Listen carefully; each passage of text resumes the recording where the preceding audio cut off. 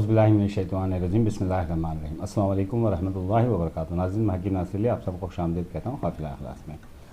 नाज़रीन, जैसे कि मैंने अपनी पिछली वीडियो में बताया था कि इस बार हम दर्पण त्राटक के बारे में बात करेंगे। हाफ़िला अखलास का कोर्स स्टार्ट हो रहा है, मतलब स्टार्ट हो चुका है।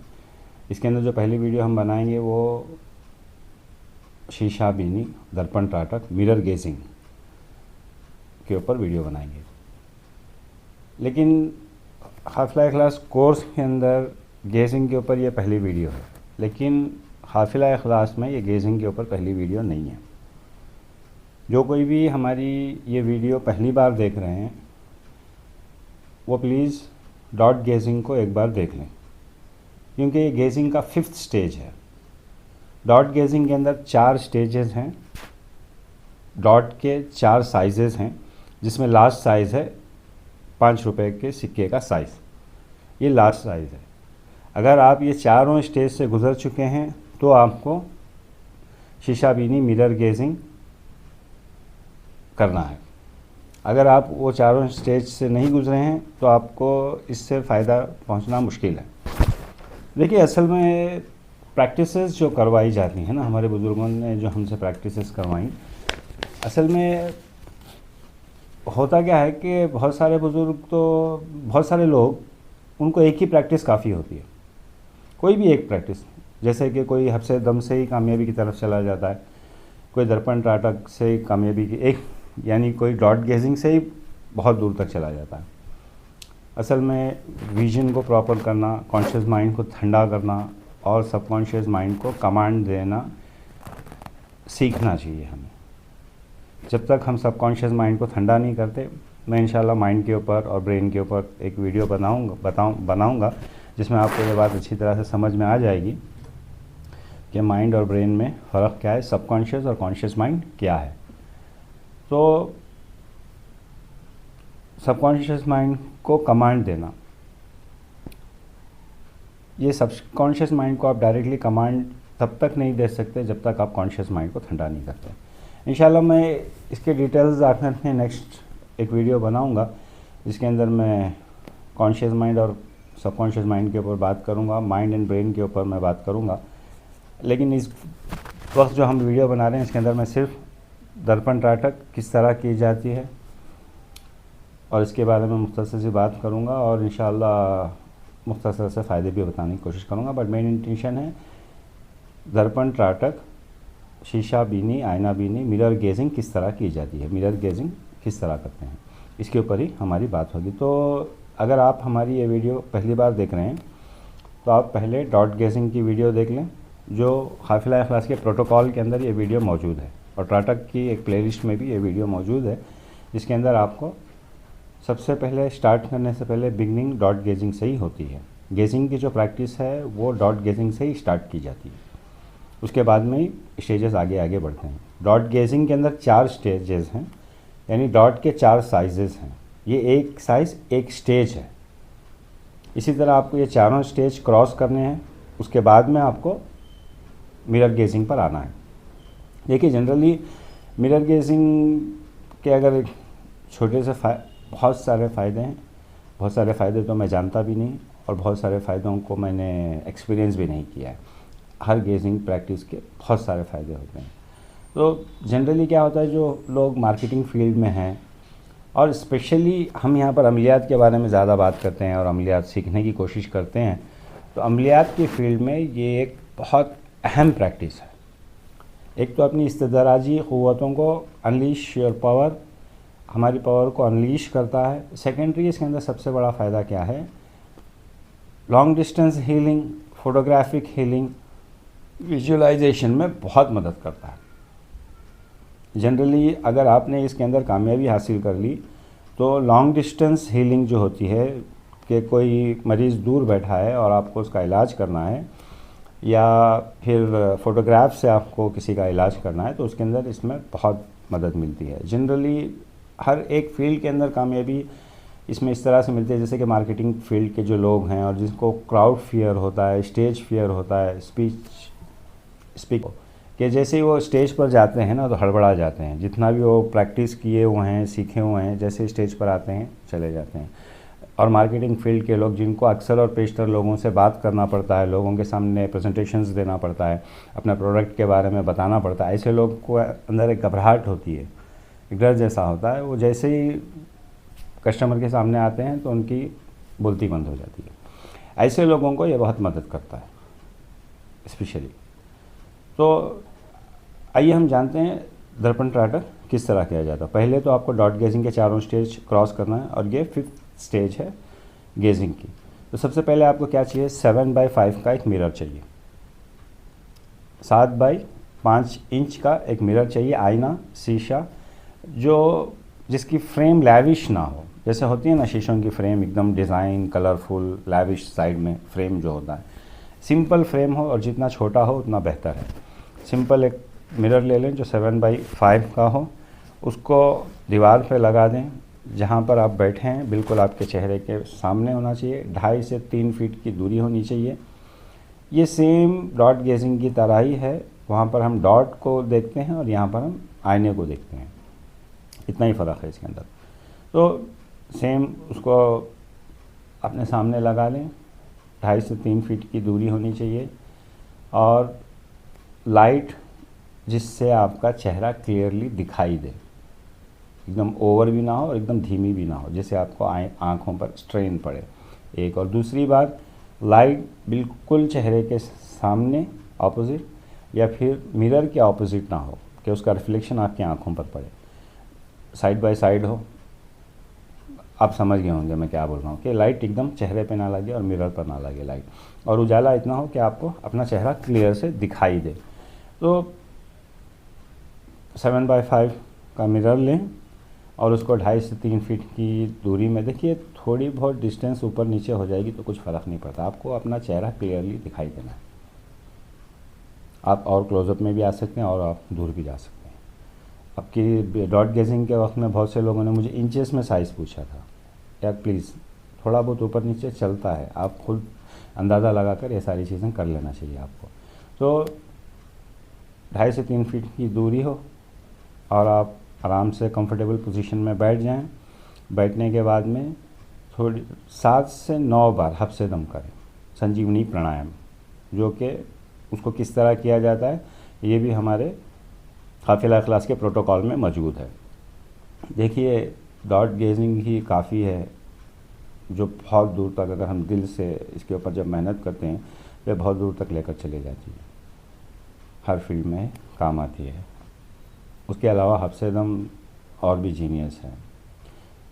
ये बहुत सारे सलासिल के भी असबाक हैं। इंशाल्लाह हम बाद में जब वक्त होगा तो मैं सलासिल के असबाक और अशगाल के बारे में भी बात करूँगा, हर सलासिल के असबाक क्या होते हैं और उनके अशगाल क्या होते हैं, क्योंकि ये बहुत ज़रूरी है। बहुत से लोगों ने मुझे बैत के बारे में भी बात की, जब पीर की या मुरीद की बात होती है तो इसके बारे में डिटेल जान लेना बहुत ज़रूरी है कि पीर किस तरह होना चाहिए, मुरीद को किस तरह होना चाहिए और कौन से सलासिल के, क्योंकि आजकल ले धड़ाधड़ बैत हो रही है, धड़ाधड़ खिलाफत दे रहे हैं, धड़ाधड़ खिलाफत दे रहे हैं, धड़ाधड़ बैत हो रही है, लेकिन बैत देने वाले को भी मालूम नहीं है कि सिलसिले के तरीक़े क्या हैं, अशगाल क्या हैं, असबाब क्या हैं और किस लिए ये कराया जाता है। ना तो देने वाले को मालूम है ना तो लेने वाले को मालूम है। तो इंशाल्लाह हम इसके ऊपर भी डिटेल से बात करेंगे कि पीर किस तरह होना चाहिए और कौन से सलासिल के 4 असल सलासिल हैं, इनके असबाब क्या हैं इसके बारे में हम बात करेंगे। तो मिरर ट्राटर के लिए पहले तो आपको एक मिरर चाहिए, उसके बाद में 2.5 से 3 फीट की दूरी, और चौथे नंबर पर आप थोड़ा हफ्से दम कर लें। हफ्से दम करके 7 से 9 बार हफ्से दम करें। हफ्से दम करने के बाद में फुल रिलैक्स कंफर्टेबल पोजीशन में बैठ करके शीशे में, मिरर में अपने चेहरे के आईब्रोज़ के बीच में देखें। जैसे आप डॉट को गेज किया करते थे विदाउट ब्लिंकिंग, आईब्रोज़ के बीच में देखने की कोशिश करें। विदाउट ब्लिंकिंग देखें उसको, जितनी देर तक आप कंफर्टेबल देख सकते हैं देखें। उसके बाद में जब आपकी आँख ब्लिंक हो जाए तो उसको इमीडिएटली खोलना नहीं है, उसको थोड़ी देर छोड़ दीजिए रिलैक्स के लिए, जैसे आप बिंदु ट्राटर किया करते थे डॉट गेजिंग। तो उसको थोड़ी देर छोड़ दीजिए, थोड़ा आराम मिले उसमें, एक 5 सेकंड 10 सेकंड, उसके बाद में फिर खोलें और फिर उसको गेस करें। फर्स्ट टाइम जब इनिशियली आप स्टार्ट करते हैं तो इसको 20 मिनट तक करें।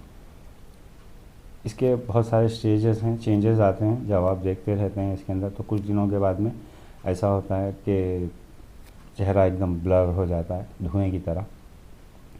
कभी कभार ऐसा होता है कि चेहरा एकदम बुरा हो जाता है, बदसूरत हो जाता है, एकदम अजीब सा दिखने लगता है, अजीब अजीब चीज़ें दिखने लगती हैं। ये सारी चीज़ें वो हैं जो आपके दिमाग में चल रही हैं, नेगेटिविटी। ये सारी चीज़ों को निकाल रहा है मिरर गेजिंग के ज़रिए से, आपका सबकॉन्शियस माइंड निकाल रहा है, इसको साफ़ कर रहा है, आपकी विजन को क्लियर कर रहा है। कभी कभार ऐसा भी होता है कि चेहरा आपका डिसअपियर हो जाता है। और बहुत से आमिलीन मैंने देखा है, कामिलीन, जो करके शीशे में देख करके इस्तिखारा करते हैं, डायग्नोस कर देते हैं, पूरा उनको शीशे में ही दिखाई देता है।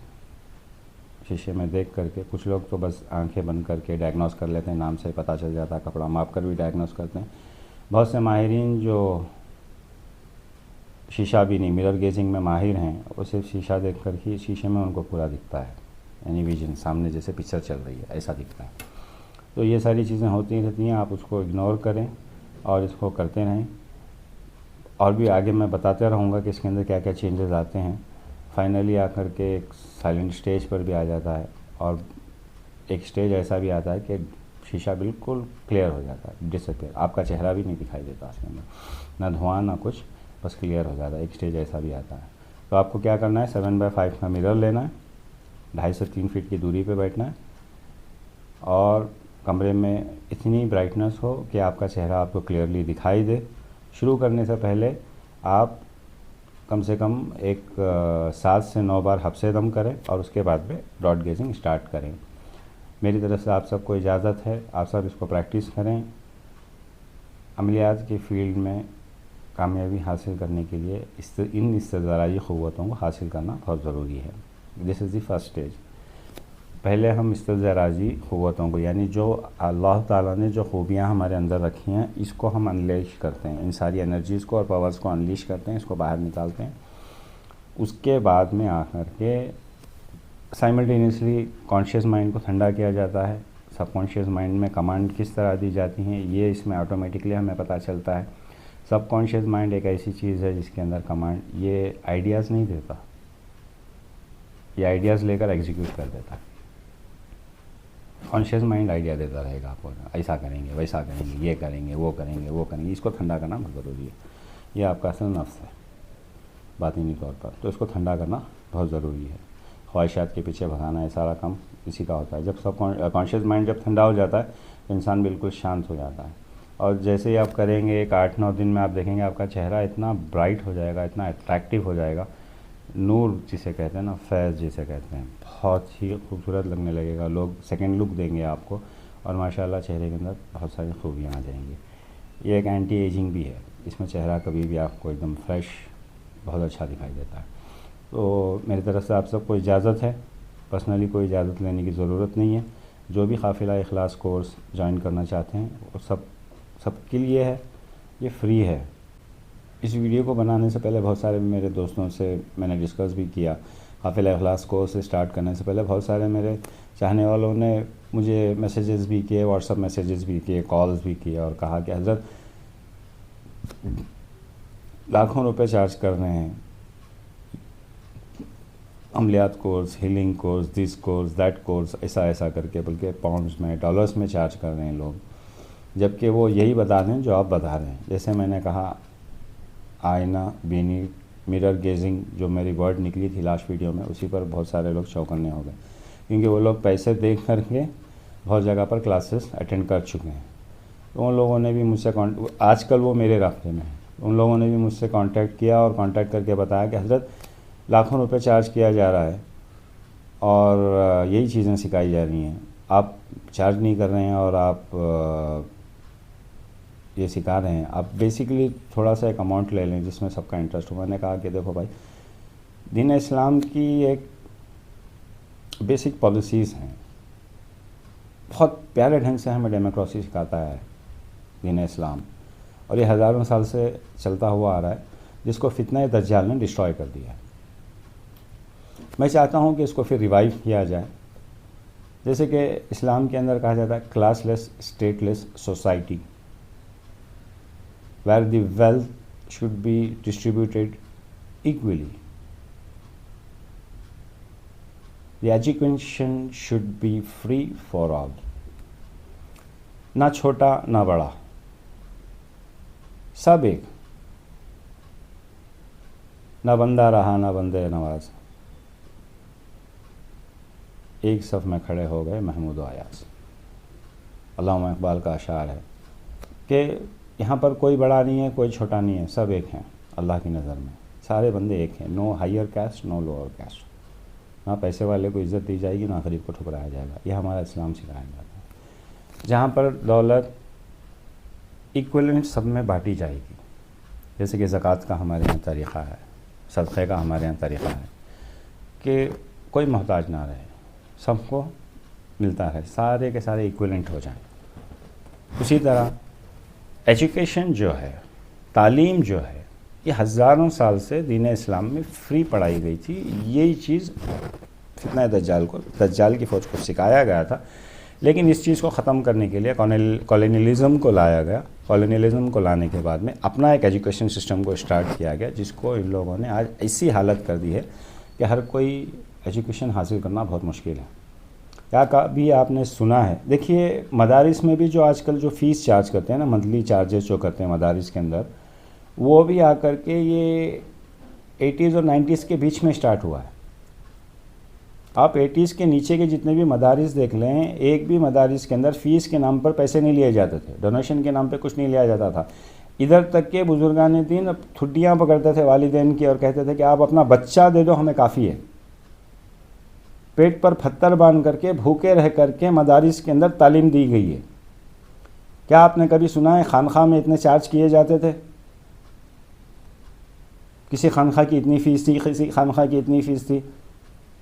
नहीं भाई, मुश्किल से आकर के खानखाओं में दाखिला मिलता था मुरीदों का, कई मील दूर दूर चल एक एक चीज़ सीखने के लिए, कई मील दूर दूर। खानखा एक जगह थी जहाँ पर मदारिस भी हुआ करते थे, मसाजिद भी हुआ करते थे, जहाँ से इमाम अबू हनीफ़ा भी निकले हैं, जाबिर बिन हयान भी निकले हैं, साइंटिस्ट भी निकले हैं, सूफ़ीज़ भी निकले हैं, फ़िक़्ह भी निकले हैं, एक ही जगह से। बड़े बड़े आप हुनर वाले देख लें, राजा महाराजा देख लें, सारे के सारे खानखा से ही तैयार होकर निकले हैं। इस सिस्टम को स्टार्ट किया था निज़ामुल मुल्क रहमतुल्लाह अलैह ने। जो हमारी सीरीज़ है दज्जाल और फितना दज्जाल, जिसके अंदर मैं एनलाइटेंट एरिस्टोक्रेसी तक पहुंचा हूं अभी तक। इसके बाद में फितना दज्जाल ने कितना फितना मचाया है, हमारी एजुकेशन को क्या सिस्टम कर दिया है, हमारी मेडिकल लाइन को इसने क्या हालत कर दी है, और फार्मास्यूटिकल लाइन को इसने क्या डैमेज कर दिया। आजकल दुनिया को रूल करने वाला फार्मास्यूटिकल माफिया है। हमारे खाने को किस तरह जेनेटिकली मॉडिफाई कर दिया गया है, ये सारी बातें मैं अभी, क्योंकि अभी तक मैं बुज़ुर्गों ने इसका मुकाबला किस तरह किया इसके ऊपर बात कर रहा था, जिस पर मैं नज़र डालने की कोशिश कर रहा था, रोशनी डालने की कोशिश कर रहा था कि एनलाइटेंट एरिस्टोक्रेसी से ही हमारे बुज़ुर्गों ने फितना दज्जाल का मुकाबला किया। अब फितना दज्जाल हज़ारों साल से क्या क्या मेहनतें कर रहा है, क्या क्या कोशिशें कर रहा है, इसके बारे में मैं इंशाल्लाह स्टार्ट करूँगा। मैं उसके बारे में थोड़ी सी बात करूँगा। सारी सीरीज़ मेरी रुकी हुई है, मुझे वक्त की कमी होने की वजह से मैंने नहीं किया, लेकिन इंशाल्लाह अल्लाह की ज़ात से उम्मीद है कि अभी वक्त बना चुका हूँ, मैं रेगुलर वीडियोस डालूँगा। खैर, बहरहाल तो ये दीन का बहुत पुराना सिस्टम है, हमारे बुज़ुर्गों का बहुत पुराना सिस्टम है। पैसे लेना, अपनी मुफाद के लिए काम कर, भाई आपका जो रीज़नेबल है आप लें, इसके लिए मैं मना, क्योंकि आपके भी बीवी बच्चे हैं, जीना है, करना है, सही है। लेकिन इस तरह जो चीज़ सिखाई नहीं जाती, जैसे कि गांधी ने कहा है कि leaders are born, you can't make it, इसी तरह बहुत सारे हुनर ऐसे हैं जो पैदाइशी इंसान लेकर आता है, वो सारी काबिलियत उसको आप बना नहीं सकते। कितनी भी MBA की बड़ी से बड़ी आप डिग्री दे दें, 10वीं पास नहीं रहता, लेकिन वो हज़ारों लोगों को लीड करता है, क्योंकि लीडर्स आर बॉर्न। इसी तरह ये सारी चीज़ें फितरती तौर पर अल्लाह ताला ने ये खूबियाँ इंसान के अंदर डाली हैं, हमें बस उसको जान करके उसको यूटिलाइज़ करना है। आप अपने बाप के घर से कुछ नहीं दे रहे हैं उसको, उसके अंदर की खूबियों को आप दिखा रहे हैं, बस शीशा दिखा रहे हैं, आईना दिखा रहे हैं। आपका रीज़नेबल जो है वो ले लीजिए, लेकिन ज़्यादा चार्ज करना ये मुझे मुनासिब नहीं लगता। तो इसी के लिए मैंने हमारे दोस्तों से भी कहा कि नहीं, ये हमारे बुज़ुर्गों का तरीक़ा नहीं है। जो भी अल्लाह ने दिया है जो भी मेरे बुज़ुर्गों ने सिखाया है मैं खुलेआम फ्री में मुफ्त में सबको सिखाऊंगा इंशाल्लाह। तो ये अमलियात कोर्स के कोई चार्जेस नहीं हैं, कोई हिडन चार्जेस नहीं है। इसके अंदर हम जो भी मुझे बताया गया है या जो भी मुझे बताया जाएगा आगे भी, मैं इंशाल्लाह उसको शेयर करने की कोशिश करूँगा। तो आप लोग मिरर गेजिंग की प्रैक्टिस करें। इसके अंदर अगर आपको कोई भी डाउट हो, कोई भी प्रॉब्लम हो, तो आप मुझे व्हाट्सअप मैसेज करें। देखिए इलाज के सिलसिले में हो या किसी भी ज़्यादातर मैं देखिए मुझे बहुत अलग अलग किस्म के कॉल्स आते हैं व्हाट्सअप पर। व्हाट्सअप का जो नंबर है वो कॉल्स के लिए नहीं है। यहाँ पर आप सिर्फ मैसेज भेजें। आपका कोई भी प्रॉब्लम होगा तो वॉइस मैसेज भेजें, मैं वॉइस मैसेज चेक करके देखूँगा, ज़रूरत के मुताबिक अगर कांटेक्ट करना है तो मैं ख़ुद कांटेक्ट करूँगा। लेकिन आप मुझे फ़ोन करके तंग ना करें।